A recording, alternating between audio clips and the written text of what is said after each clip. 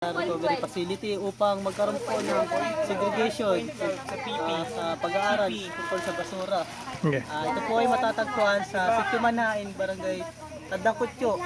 Dito po ang ating mga participant at kasama ko po si Ma'am Ella Flores, Daniel, Abad, at syempre ang ating mga masisipag na volunteer na siyang nagsisigil. Si Bak yung ano. Dito rin po si Sir Jonathan Matenso, Chief in Charge dito po sa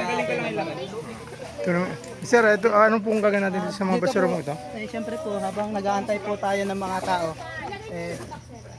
ito po, may mga level po ito, ano po.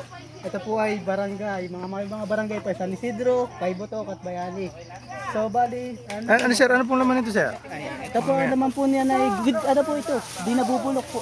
Di nabubulok po. Okay po, mga hindi po siya Ito po mga halimbawa. nagagawan po ba natin ng paraan yan sir?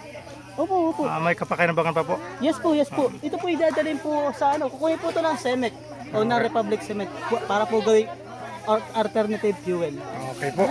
Ito naman pong mga nabubulok po, ano pong nagaging paraan po dyan? Ang mga gawa naman po nito, ito po ay ilalagay ito sa bioreactor upang gawing organic fertilizer na maaari natin magamit sa pagtatanim kung tayo mahilig magtanim. Okay po, marami po tayo mga participant po ano? Ayun po, nakuyan po tayo. Nagtitimbang po ba sila ng basura po kung gaano karami ang ating nakakolekta? Dito tayo, sir. Ayan po. Face mask. Okay. Face mask.